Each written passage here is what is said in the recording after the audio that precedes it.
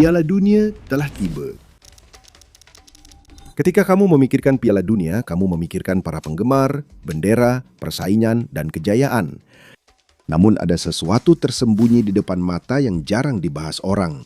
Kamu tahu, pada suatu malam di bulan Desember tahun 2022, sekitar 1,5 miliar orang menyaksikan hal yang sama persis pada saat yang sama. Final Piala Dunia antara Argentina dan Prancis. Sekarang, untuk menyelenggarakan 1 bulan sepak bola itu, negara tuan rumah Qatar menghabiskan salah satu pengeluaran terbesar yang pernah dilakukan negara manapun untuk apapun.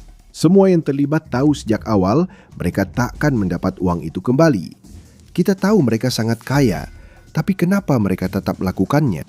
Mengapa Rusia melakukannya sebelum Qatar dan Brasil sebelumnya? Bahkan, negara-negara berjuang mati-matian dan dalam beberapa kasus bahkan curang demi mendapatkan hak untuk merugi miliaran dolar. Sekarang saya tahu orang sering bilang uang itu akan kembali lewat aktivitas ekonomi. Seperti orang datang ke negara Anda, belanja banyak, mengenal negara Anda, dan mungkin bahkan menetap di sana. Tapi kenyataannya, jika Anda melihat angka-angka setelah Piala Dunia berakhir, hal itu tidak pernah benar-benar terbukti. Dalam sejarah modern, tak ada negara yang benar-benar mendapatkan uang kembali meski aktivitas ekonomi meningkat. Sebenarnya, tujuan menjadi tuan rumah Piala Dunia bukan untuk mencari keuntungan. Apa yang sebenarnya diinginkan negara-negara ini adalah satu hal yang sebenarnya tidak bisa dibeli dengan uang, yaitu perhatian dari hampir seluruh dunia selama sebulan penuh. Dan hanya ada satu organisasi di dunia yang menguasai perhatian sebesar itu. Organisasi itu adalah sebuah lembaga nirlaba yang terdaftar di Swiss bernama FIFA. Memiliki kendali sebesar itu memberikan kekuatan yang luar biasa. Di akhir video ini Anda akan melihat mengapa FIFA lebih mirip negara adidaya daripada liga olahraga. Mereka sangat berkuasa hingga bisa memaksa presiden mengubah undang-undang. Mereka bisa mengeluarkan seluruh negara dari olahraga paling populer di dunia dan mereka bisa melakukan apapun yang mereka mau. Izinkan saya jelaskan bagaimana asosiasi sepak bola dengan sekitar 200 negara bisa diam-diam lebih berkuasa dibanding sebagian besar pemerintah di seluruh dunia. Karena ini tidak terjadi secara kebetulan. Seseorang memang sengaja mengaturnya seperti ini dan itu adalah cerita yang menarik. Mari kita mulai dengan pertanyaan yang jelas. Apa sebenarnya yang dijual FIFA? Sekarang Anda mungkin akan menjawab sepak bola, tapi sayangnya itu bukanlah jawabannya. Bagi FIFA, produknya adalah perhatian, seperti yang telah dibahas. Tak ada tempat lain di dunia yang bisa menyamai jumlah perhatian dalam satu waktu seperti FIFA. Mari kita lihat saja angka-angka dari Qatar tahun 2022. FIFA mengatakan sekitar 5 miliar orang terlibat dengan turnamen itu dalam satu atau lain cara. Itu berarti lebih dari 3 dari setiap 5 manusia di bumi. Piala Dunia adalah hal yang paling mendekati momen ketika seluruh manusia berkumpul di sekitar satu api unggun. Namun perhatian sebesar itu jauh lebih berharga daripada harga tiket. Saat dunia memperhatikan negara Anda bisa menentukan apa yang mereka lihat. Anda bisa menunjukkan stadion baru, jalan yang bersih, kerumunan yang bahagia, dan yang terbaik dari semuanya, Anda bisa menunjukkan tempat yang aman dan ramah bagi bisnis. Hal yang sama terjadi lagi, Qatar sebenarnya tidak terlalu peduli dengan sepak bola. Mereka peduli dengan citra Qatar yang tersisa di benak dunia. Nah, ini bukan trik baru. Sebenarnya, orang-orang sudah melakukan ini sejak lama. Mari kita kembali ke tahun 1931. Komite Olimpiade Internasional memberikan Olimpiade musim panas 1936 kepada Berlin. Keputusan itu dibuat sebelum Hitler berkuasa. Tapi saat Olimpiade benar-benar berlangsung, Jerman sudah menjadi kediktatoran Nazi. Hitler segera menyadari betapa pentingnya apa yang ia miliki saat itu. Melihat ke belakang dan sejarah membantu kita sadar bahwa ini lebih dari sekadar pertandingan. Ini bukanlah Olimpiade Berlin. Ini adalah Olimpiade Nazi. Dia menjadikan acara ini sebagai ajang promosi rezimnya dengan spanduk Nazi di mana-mana. Pertandingan ini dipentaskan sebagai bukti bahwa Jerman itu kuat, tertib, dan superior. Dan bagian yang masih terasa busuk, 49 negara tetap mengirimkan atlet mereka ke Jerman. Dengan hadir, mereka memberitahu dunia bahwa rezim itu adalah sesuatu yang normal. Hitler telah menyadari sesuatu saat itu yang sejak saat itu terus dikejar oleh pemerintah, terutama pemerintahan diktator. Sebuah acara olahraga bisa mencuci citra jauh lebih baik daripada film propaganda, poster, atau apapun yang bisa kamu bayangkan. Karena Piala Dunia terasa seperti pesta di mana semua orang diundang. Dan sekarang, langkah itu sebenarnya sudah punya nama. Itu disebut sports washing. Saya yakin kalian sudah pernah mendengarnya. Kamu mengambil perhatian dunia dan mengalihkannya dari masalahmu ke rezim baru yang tampak gemilang. Dengan cara ini, kamu bisa menyembunyikan apapun yang ingin kamu sembunyikan. Kita kembali ke pertanyaan awal dan kini jawabannya mulai masuk akal. Negara-negara ini memenangkan hak tuan rumah Piala Dunia demi mencuci citra mereka. Ini adalah mesin terbaik yang pernah dibuat untuk tujuan ini dan FIFA yang mengendalikannya. Pertanyaannya sekarang, jika hak tuan rumah Piala Dunia sangat penting dan bernilai besar, apa yang akan dilakukan negara untuk mendapatkannya? Kita perlu membahas cara kerja sistem ini, karena mungkin tampak hampir mustahil dicurangi. Anda tahu, 5 miliar orang menonton acara ini, lebih dari 200 negara anggota terlibat. Pasti sistemnya terlalu besar untuk bisa korup. Nah, soal itu, sepanjang sejarah FIFA, lebih dari 200 negara tidak memilih tuan rumah Piala Dunia. Penentuan dilakukan oleh komite kecil yang berwenang. Komite itu disebut Komite Eksekutif. Dan untuk pemungutan suara yang menetapkan Rusia 2018 dan Qatar 2022 sebagai tuan rumah, hanya ada 24 orang pria di dalamnya. Yang paling parah, kamu hanya butuh 13 suara mayoritas untuk menang. Mempengaruhi 13 pria itu cukup mudah jika kamu ingin mempengaruhi orang. Mari kita lihat situasi seputar pemungutan suara Qatar. Salah satu pemilih berpengaruh adalah Michel Platini. Dia adalah legenda sepak bola Prancis yang mengarahkan blok suara Eropa ke posisi Qatar. Tak lama sebelum pemungutan suara, Platini makan siang di Istana Kepresidenan Prancis bersama Presiden Prancis dan seorang anggota keluarga kerajaan Qatar. Kemudian Platini sendiri memilih Qatar. Dan banyak hal terjadi setelahnya yang membuat banyak orang terkejut. Begini, dana kekayaan Qatar membeli klub sepak bola terbesar di Paris. Lalu sebuah jaringan Qatar membeli hak siar sepak bola Prancis. Dan kemudian Prancis sendiri menandatangani kesepakatan untuk menjual jet tempur dan pesawat penumpang senilai miliaran dolar kepada Qatar. Sekarang, secara resmi, semua ini hanyalah kebetulan belaka. Tidak pernah ada bukti apapun terhadap Platini dalam pemungutan suara itu. Tapi kamu bisa lihat kenapa orang-orang jadi sangat curiga. Dan tebak apa? Pada saat itu tidak ada yang tahu. Tapi 5 tahun kemudian, semuanya terbongkar. Itu dimulai pada pagi hari tanggal 27 Mei 2015. Di Zurich, di sebuah hotel bintang 5 bernama Bauer au Lac, polisi berpakaian sipil masuk dan mulai menangkap pejabat senior FIFA. Beberapa dari mereka bahkan dibawa keluar dengan spray menutupi wajah.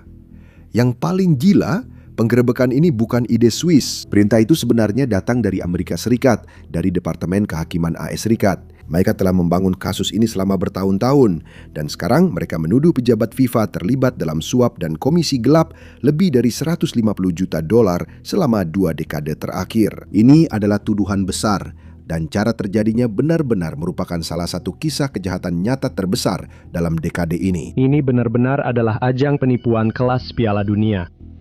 Dan hari ini kami memberikan kartu merah kepada FIFA. Kunci yang membuka semua ini adalah seorang pria bernama Chuck Blazer. Blazer adalah salah satu administrator sepak bola paling berpengaruh di Amerika Utara dan dia hidup seperti raja. Dia memiliki satu gedung apartemen di New York untuk dirinya dan satu lagi khusus untuk kucing-kucingnya. Dan di atas semua itu, jutaan dolar mengalir ke rekeningnya setiap hari dari seluruh dunia.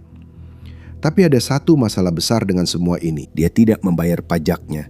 Dia butuh pengacara seperti Better Call Saul. Kalau kalian pernah menonton acara itu, kalian tahu kejahatan terbesar di Amerika Serikat adalah tidak bayar pajak. Itulah saat pada tahun 2011, IRS datang mengetuk pintunya dan Blazer menghadapi kemungkinan menghabiskan sisa hidupnya di balik jeruji besi. Jadi dia membuat kesepakatan. Chuck Blazer menjadi informan untuk FBI. Mereka memasang alat penyadap padanya. Bahkan dari laporan-laporan, tampaknya mereka memasang mikrofon di gantungan kuncinya dan mengirimnya kembali ke dunia sepak bola di mana dia merekam pembicaraan. Rekan-rekannya dalam pertemuan ini membahas menerima suap sebagai imbalan, misalnya memberikan suara untuk negara tertentu. Operasi penyamaran ini mengungkapkan sesuatu yang mengejutkan. Seluruh sistem ternyata korup sampai ke akar-akarnya. Dan satu hal yang benar-benar mengejutkan adalah betapa murahnya sebenarnya untuk membeli suara dari seseorang yang berkuasa. Ambil situasi ini sebagai contoh. Pada 2011, seorang pejabat Qatar mencalonkan diri memimpin FIFA dan bertemu pejabat sepak bola Karibia di Trinidad. Setelah presentasinya, dia meminta dukungan mereka untuk pemilihan. Ia lalu mempersilahkan para pejabat kembali ke ruangan sebelah, karena ada hadiah untuk mereka. Saat para pejabat masuk ke ruangan sebelah, mereka hanya menemukan amplop coklat berisi uang. Salah satu pejabat bahkan menghitungnya, itu hanya $40.000 pecahan 100. Sebenarnya tidak banyak uang jika dipikirkan. Orang ini mencoba menguasai FIFA, organisasi sangat berpengaruh di dunia, dengan membeli suara seharga $40.000 per suara. Namun sayangnya bagi orang ini, salah satu pria yang disuap justru memotret semua ini dan mengungkapkan semuanya ke dunia. Tapi jujur saja, organisasi yang berkuasa menjadi korup itu bukan hal baru. Saya yakin itu terjadi setiap hari. Tapi kalian lihat, FIFA sebenarnya menjadi begitu kuat sehingga mereka berhenti menerima perintah dari pemerintah dan malah mulai memberi perintah. Nah, kalian pasti tahu alasannya. Setiap pemerintah di dunia ingin negaranya diperhatikan dunia selama sebulan dan mereka sangat menginginkannya. Tebak apa? Sekarang FIFA yang menentukan harganya. Artinya, selain mendapatkan amplop-amplop itu, FIFA juga punya serangkaian aturan yang harus diikuti pemerintah jika mereka ingin menjadi tuan rumah Piala Dunia. Aturan-aturan ini sering bertentangan dengan hukum setempat dan siapa yang selalu menang dalam setiap konflik. Contohnya, lihat saja Brasil. Saat Brasil bersiap jadi tuan rumah Piala Dunia 2014, Brasil memiliki undang-undang yang melarang penjualan bir di stadion sepak bola. Nah, ini adalah undang-undang yang masuk akal, terutama kalau kamu tahu bagaimana para penggemar sepak bola Amerika Selatan. Mereka itu, bagaimana ya bilangnya dengan sopan, sangat bersemangat. Pernah terjadi perang terkait pertandingan sepak bola di Afrika Selatan. Tebak apa? Bahkan di Brasil, undang-undang ini disahkan untuk mengurangi kekerasan mematikan di stadion. Tapi salah satu sponsor terbesar FIFA untuk Piala Dunia ini adalah Budweiser. Dan FIFA benar-benar ingin bir dijual di dalam stadion-stadion itu. Jadi Brasil terpaksa mengubah undang-undangnya. Seorang pejabat senior FIFA secara terbuka mengatakan bahwa jika mereka tak mengubah undang-undangnya, maka hal lain harus diubah. Bagian dari negosiasi ini tidak bisa dinegosiasikan, kalau kamu paham maksud saya. Ini juga bukan kasus terisolasi. Hal serupa pernah terjadi di Afrika Selatan tahun 2010. FIFA menginginkan kendali penuh atas iklan di sekitar stadion. Dan tebak apa? Mereka mendapatkannya. Tapi kemudian, saat salah satu pertandingan, ada 36 wanita muncul mengenakan gaun oranye. Sangat unik. Dan ternyata, menurut FIFA, gaun-gaun itu terkait dengan merek bir pesaing yang bukan sponsor. Tebak apa? Para penggemar ditangkap, dikawal keluar dari stadion, dan paspor mereka disita sampai penyelidikan selesai.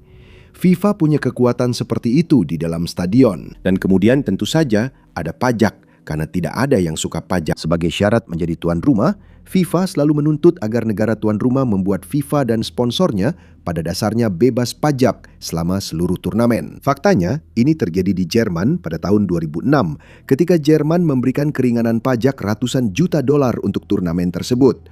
Hal serupa terjadi di Brasil, di mana Brasil membebaskan pajak federal sepenuhnya bagi FIFA dan sponsor besar seperti Coca-Cola serta Adidas atas keuntungan dari Piala Dunia. Bahkan di Brasil, situasinya menjadi semakin gila demi melindungi sponsor yang mendapat keuntungan pajak dari pedagang kaki lima dan orang biasa yang berjualan makanan dari gerobak atau souvenir.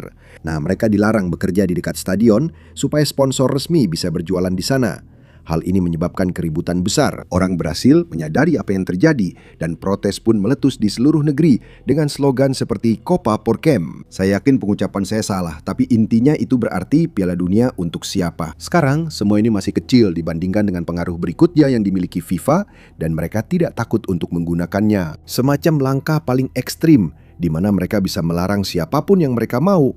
FIFA bisa membuat sebuah negara lenyap, bukan secara harfiah, tapi mereka bisa melarang seluruh negara untuk berkompetisi di panggung internasional, sepak bola internasional. Sekarang seringkali kekuatan ini digunakan untuk alasan yang benar.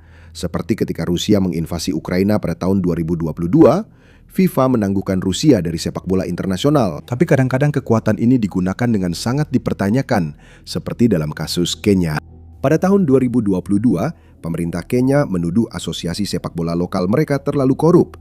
Asosiasi Kenya tidak dapat menjelaskan dengan jelas penggunaan uangnya, sehingga hal ini mencurigakan untuk negara demokratis. Jadi pemerintah membubarkan asosiasi tersebut dan untuk sementara mengambil alih pengelolaan operasional sepak bola di negara itu. Bagi FIFA, ini adalah larangan karena mereka tidak menginginkan campur tangan pemerintah dalam asosiasi sepak bola manapun. Jadi mereka melarang Kenya sepenuhnya dari sepak bola internasional. FIFA menganggap ini sebagai upaya melindungi permainan dari campur tangan politik. Dan sejujurnya, terkadang itu memang ide yang bagus. Namun kadang hal ini tampak tak masuk akal sampai Anda menyelidikinya lebih dalam. Bagi FIFA, ini bukan soal politik atau hal lain. Yang sebenarnya ingin dijaga FIFA adalah para sponsor. FIFA menginginkan pertunjukan yang bersih dan bisa dijual, karena itulah yang dibayar miliaran oleh sponsor dan stasiun televisi. Dan itulah sebabnya mereka ingin menjauhkan segala jenis kontroversi dari hal itu. Terlepas dari alasannya, ini jelas menunjukkan bahwa FIFA memiliki kekuatan yang luar biasa. Pertanyaannya sekarang, siapa yang memegang kekuatan ini? Satu orang, sekelompok orang, atau kelompok rahasia? Nah, untuk memahami jawabannya, kita harus mundur sedikit dan memahami bagaimana FIFA bisa sampai di posisinya saat ini. Jadi, selama waktu yang lama, FIFA benar-benar hanyalah sebuah federasi yang lesu yang mengatur turnamen. Mereka tidak benar-benar memiliki semua yang mereka miliki sekarang. Tapi perubahan itu dimulai dengan satu pengusaha yang melihat masa depan sebelum orang lain. Namanya adalah Horst Dassler. Dan dia adalah putra dari pendiri Adidas. Pada akhir 1970-an dan awal 80-an, saat televisi mulai meledak di seluruh dunia, Dassler dengan cepat menyadari sesuatu sebelum orang lain. Dia menyadari bahwa FIFA sedang memegang aset pemasaran yang sangat berharga, mungkin yang paling berharga di dunia. Dan, tebak apa? Para pengendali FIFA sendiri tidak menyadarinya, sehingga dia mendirikan perusahaan bernama ISL. Pada dasarnya, seluruh bisnis perusahaan ini adalah membeli hak dari FIFA, lalu menjualnya ke sponsor. Mereka menjadi perantara karena mereka menyadari betapa pentingnya seluruh aset ini. Perusahaan itu mulai menghasilkan uang dalam jumlah besar. Dan tebak, siapa yang jadi iri dengan hal ini? Presiden FIFA yang kabarnya ingin mendapat bagian secara diam-diam karena dia menyadari berapa banyak uang yang dihasilkan perusahaan ini. Dan suap pun mulai mengalir masuk. Angkanya sangat mencengangkan. Selama bertahun-tahun, perusahaan ISL diyakini telah menyalurkan sekitar 100 juta dolar dalam bentuk suap kepada pejabat sepak bola sebagai imbalan atas hak untuk menjual sponsor untuk FIFA. Bahkan ini sudah menjadi kebiasaan bagi perusahaan tersebut, sampai-sampai suatu kali mereka secara tidak sengaja mengirimkan 1,5 juta dolar suap ke rekening FIFA, bukannya ke rekening orang yang ingin mereka suap. Itu seperti saya salah kirim pesan ke orang lain, padahal mau ke orang berbeda. Bedanya yang dikirim bukan pesan, tapi 1,5 juta dolar. Dan ini terjadi di tahun 80-an. Jika disesuaikan inflasi, jumlahnya akan jauh lebih besar. Nah, selama semua ini terjadi, ada seorang pria lain di FIFA yang mengamati semuanya dan mencoba memahami bagaimana sebenarnya struktur kekuasaan di dalam FIFA bekerja. Pria itu adalah Sepp Blatter. Blatter dengan cepat memahami bahwa jika kamu ingin mengendalikan FIFA, kamu membutuhkan blok suara. Kamu membutuhkan suara-suara ini untuk mendukungmu. Dan dia juga menyadari bahwa biasanya benua-benua memilih bersama-sama. Jadi Afrika, meskipun itu adalah benua dengan banyak negara, mereka biasanya cenderung memilih bersama-sama. Jadi mereka akan memilih satu orang. Hal yang sama terjadi di Asia dan hal yang sama juga di Karibia, meskipun Karibia bukanlah sebuah benua. Jadi dia menyadari bahwa selama kamu bisa bersahabat dengan orang-orang yang mengendalikan blok-blok suara ini, kamu bisa mengendalikan FIFA dan tidak akan peduli apa yang dipikirkan orang lain. Tidak peduli apa yang dipikirkan miliaran orang, miliaran penggemar di seluruh dunia. Tidak peduli jika para sponsor perusahaan membencimu. Selama kamu mengendalikan blok-blok suara, kamu punya semua kekuatan.